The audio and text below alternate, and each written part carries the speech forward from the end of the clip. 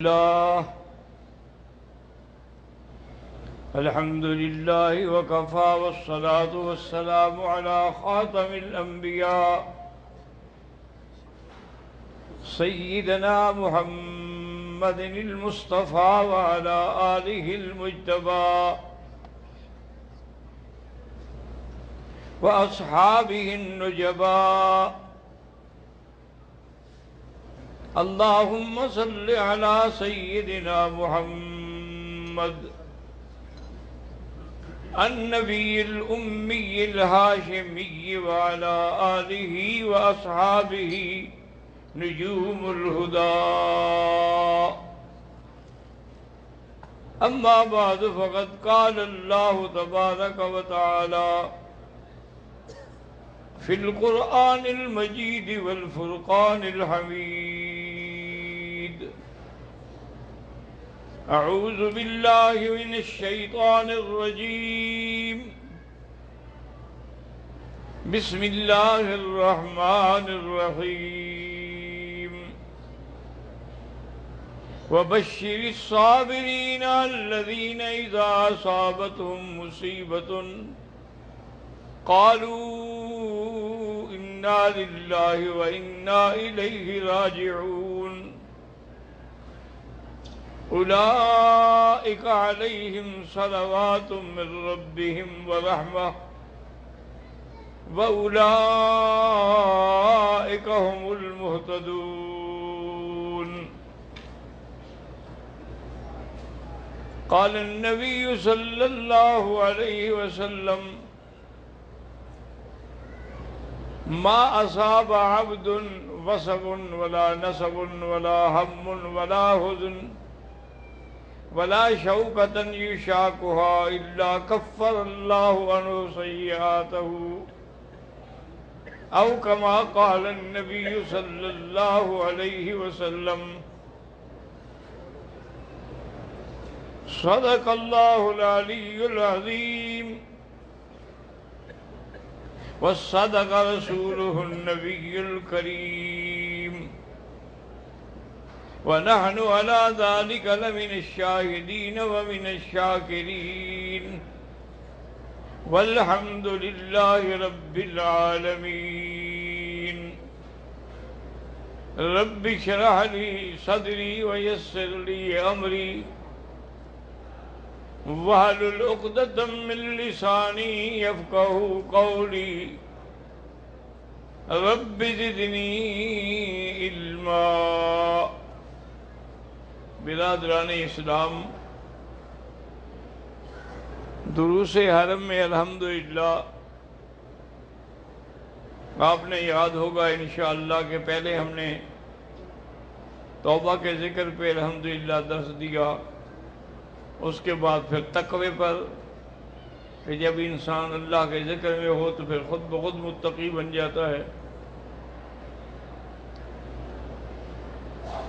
اور اس کے بعد جو آج میں نے درس دینا ہے وہ ہے صبر پر۔ صبر کا معنی ہوتا ہے روکنا۔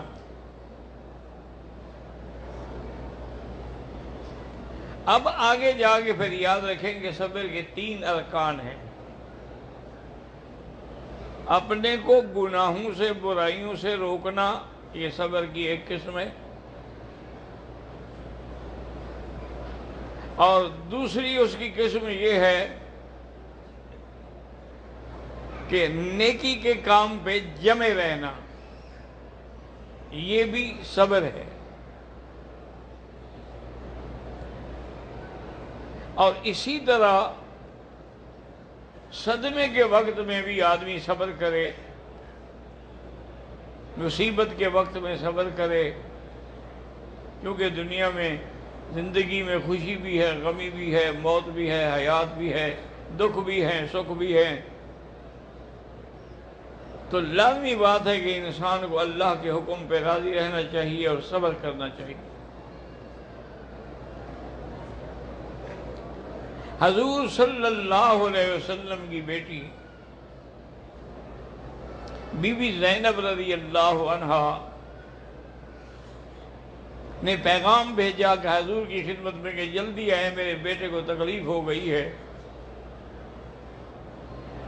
ماں کا دل تھا بھی اللہ کا پیغمبر آئے گا، پڑھے گا، دعا کرے گا، شاید میرا بچہ بچ جائے۔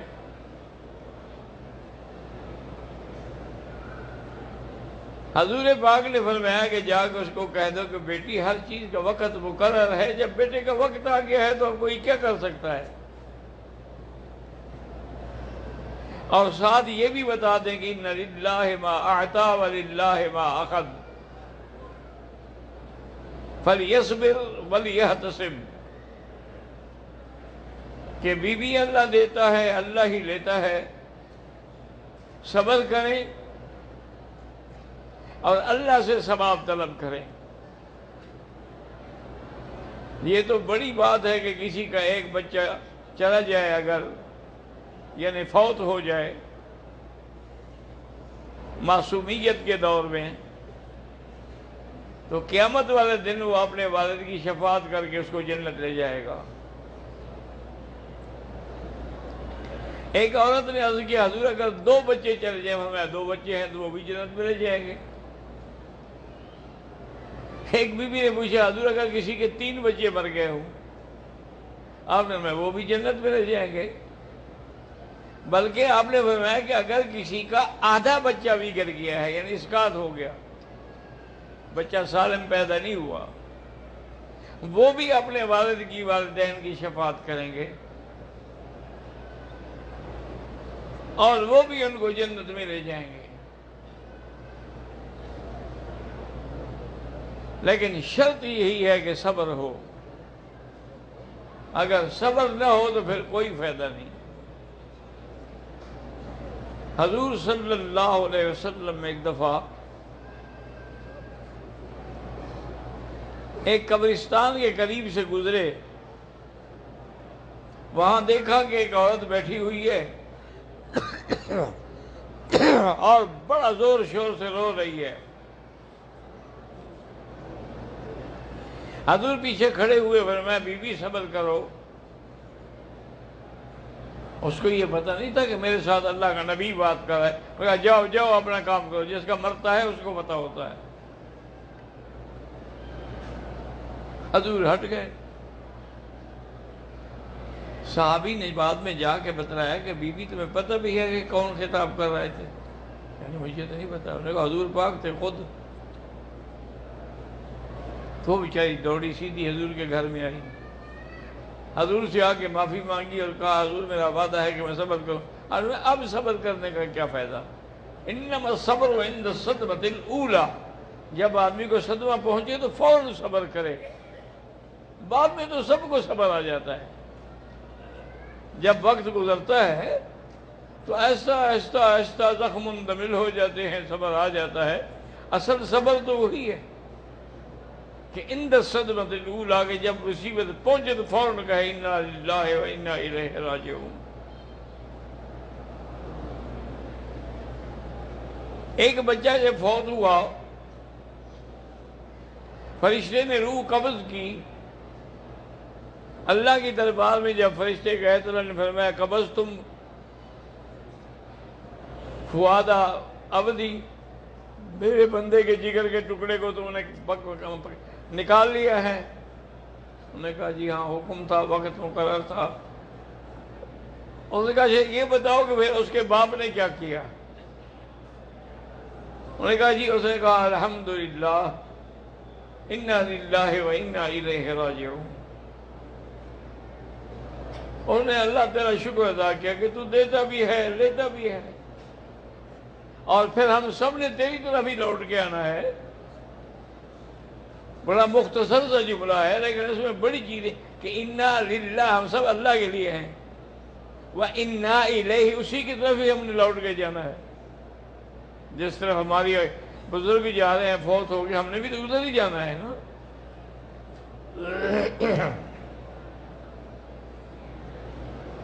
تو حضور اللہ نے فرمایا کہ میرے بندے نے حمد بھی کیا اور پھر استرجاع بھی کیا، یعنی استرجاع کا منع ہوتا ہے انا للہ پڑھنا۔ انہوں نے کہا ہاں جی، انہ حمد واسترجع، فرمایا ابنوا لہ بیتا جنت میں اس کے لیے گھر بنا اور اس کا نام رکھو بیت الحمد، شکر کرنے والوں کا گھر۔ تو جنت میں اس کے لیے اس کا گھر بنایا گیا۔ اسی طرح حضور صلی اللہ علیہ وسلم کو اللہ نے ساری اولاد جو ہے وہ تو بی بی خدیجہ سے دی ہے نا، 2 بیٹے اور 4 بیٹیاں، لیکن بعد میں ایک بیٹا آپ کا بی بی ماریہ قبطیہ سے پیدا ہوا۔ یہ مقوقس بادشاہ نے ہدیہ کی تھی، حضور نے آزاد کر کے نکاح کر لیا۔ اس سے اللہ نے ایک بیٹا دیا، اس کا نام حضور صلی اللہ علیہ وسلم نے اپنے دادے کے نام پہ ابراہیم رکھا۔ حضرت ابراہیم خلیل اللہ حضور کے دادا ہے نا۔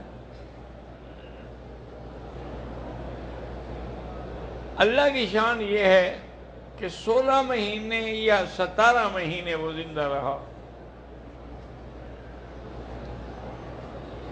اس کے بعد اس بیچارے کے لیے بھی اللہ نے موت لکھی تھی، تو حضور پاک نے اس کو گود میں یوں رکھا ہوا ہے۔ صحابہ کہتے ہیں کہ ہم نے دیکھا کہ وہ سانس لے رہا ہے، یعنی نزع لگی ہوئی ہے، اور حضور رو رہے ہیں، آپ کے آنسو بہ رہے ہیں۔ تو صحابہ نے کہا وانت تبکی یا رسول اللہ، حضور آپ بھی روتے ہیں؟ آپ نے فرمایا اللہ کے بندے، آنسو تو اللہ کی رحمت ہے، الدم رحمت، آنسو بہانا تو رحمت ہے، واہ پیدا کرنا جزا فضا کرنا منع ہے۔ یہ تو نہیں نا کہ روئے ہی نا آدمی، رونا تو ایک نعمت ہے، اللہ کی رحمت ہے۔ اور حضور اس کو گود میں رکھ کے بیٹھے ہیں اور فرماتے ہیں کہ یا ابراہیم واللہ ان بک لمحزونون، ہم تمہارے غم میں بیٹھے ہیں، ولا یکون الا کما یحب ربنا ویرضی، لیکن ہم کہیں گے وہی جو اللہ کا حکم ہے، انا للہ و انا الیہ راجعون، کیونکہ انہی کے لیے تو انعام ہے، اولئک علیہم صلوات من ربہم ورحمہ واولئک هم المہتدون۔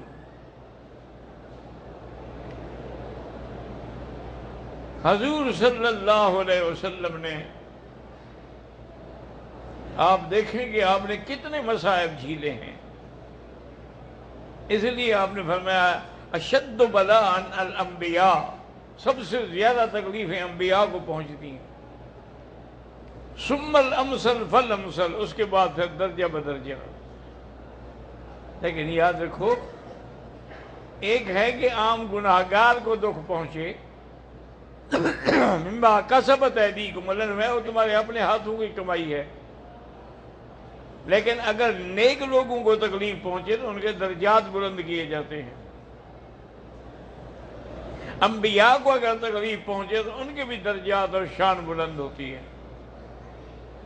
اسی لیے حضور فرماتے ہیں اوذیت فی سبیل اللہ ما لم یؤذ نبی قبلی قط، میں اللہ کے راستے میں جتنے دکھ اٹھائے ہیں مجھ سے پہلے کسی پیغمبر کو اتنے تکلیفیں نہیں ہوئی، لیکن ہر حال میں حضور نے صبر کیا۔ یعنی آپ اندازہ کریں کہ آپ کو شیب ابی طالب میں 3 سال تک مقاطع، یعنی ایک قسم کی جیل کی زندگی گزارنی پڑی، لیکن صبر کیا۔ حضور صلی اللہ علیہ وسلم طائف تشریف لے گئے کہ شاید مکے والے بات نہیں سن رہے، طائف کے قبائل ہیں، کو شاید اللہ ان کو دل میں ہدایت ڈال دے۔ حضور نے ان کو جب جا کے توحید کی دعوت دی تو انہوں نے بھی اپنے اوباش لڑکوں سے کہا کہ حضور کو نکالو طائف سے اور پتھر مار مار کے بھگاؤ۔ حضور کے پاؤں مبارک پتھر سے زخمی ہو گئے، آپ کا جوتا مبارک خون سے بھر گیا، صرف ایک صحابی آپ کے ساتھ تھے، حضرت زید۔ آگے آئے تو ایک باغ نظر آیا، اس نے کہا حضور اس میں جا کے بیٹھتے ہیں ذرا سائے میں، اور کوئی پانی بھی لازمی باغ ہے تو پانی بھی ہوگا، پانی بھی پی لیں گے۔ آپ نے فرمایا ٹھیک ہے۔ جب وہاں آ کے بیٹھے تو ان کو پتہ نہیں تھا کہ ان کے دشمن جو ہے ابو لہب، اس کے بیٹے عتیبہ کا باغ ہے۔ وہ عتیبہ بھی اتفاق سے باغ میں تھا، لیکن کچھ نہ کچھ تو آدمی کو برادری کا حیا ہوتا ہے نا جی، چاہے جتنا دشمنیاں ہو جائیں۔ اس نے جب دیکھا تو اس نے اپنے نوکر کو بلایا کہ ایسا کرو کہ ٹھنڈا پانی اور انگور دھو کے پلیٹ میں حضور کے پاس لے جاؤ، پیش کرو۔ وہ لے کے آیا، اور آنے کے بعد حضور نے فرمایا کہ من این انت، کہاں سے ہو تم بھائی؟ انہوں نے کہا یا رسول اللہ انا من نینوا من بابل۔ اور پھر میں اچھا جہاں میرا بھائی حضرت یونس تھا۔ انہوں نے کہا آپ حضرت یونس کو جانتے ہیں؟ نبی ہے، ہمارا بھائی ہے، ہم کیسے نہیں جانتے ہیں؟ تو اس نے کہا حضور اگر یہ بات ہے تو پھر مجھے کلمہ پڑھا دیں، لیکن آہستہ سے میرا دشمن میں جو دیکھ رہا ہے مجھے برداشت نہیں کرے گا۔ تو اس نے کلمہ بھی پڑھ لیا، اور حضور صلی اللہ علیہ وسلم کو پانی بھی دیا۔ صحابی نے پانی منگوا کے حضور کے پیر دھوئے کہ سارے پیر خون سے بھر گئے تھے، جوتے بھی خون سے بھر گئے تھے۔ اس نے جوتے مبارک بھی دھوئے، پاؤں کو بھی دھویا، اور کہا حضور میرا ایک عرض ہے۔ پھر میں ہاں بتلاؤ۔ انہوں نے کہا جیسے نوح علیہ السلام نے دعا کی تھی نا اپنی کافر قوم کے لیے کہ رب لا تذر علی الارض من الکافرین دیارا، اللہ اب ان کا ایک گھر بھی باقی نہ رہے دنیا میں۔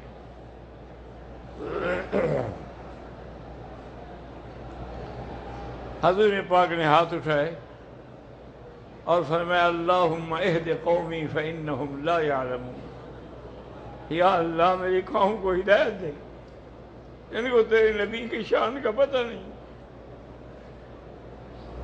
تو اس نے کہا کہ حضور میں نے کہا تھا کہ ان کو بد دعا دیں، آپ دعا دے۔ فرمایا وہ اس تو رحمتن، اللہ نے مجھے رحمت بنا کے بھیجا ہے، زحمت بنا کے نہیں بھیجا۔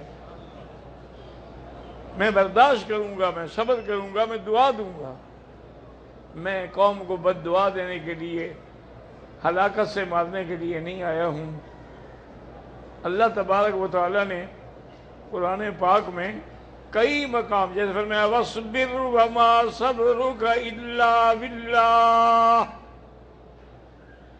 وَلَا تَحْزَنْ عَلَيْهِمْ وَلَا تَقُ فِي ضَيْقٍ مِّمَّا يَمْكُرُونَ۔ اور کہیں فرماتے ہیں وَاصْبِرْ نَفْسَكَ مَعَ الَّذِينَ يَدْعُونَ رَبَّهُمْ بِالْغَدَاةِ وَالْعَشِيِّ یریدون وجہہ۔ حضرت لقمان علیہ السلام اپنے بیٹے کو نصیحت کرتی ہیں تو کیا کہتی ہیں؟ یا بنی اقم الصلاۃ وامر بالمعروف وانہی عن المنکر واصبر علی ما اصابک ان ذلک من عزم الامور ولا تصعر خدك للناس ولا تمش في الأرض مرحا ان اللہ لا يحب كل مختال فخور۔ تو ہر جگہ صبر صبر صبر۔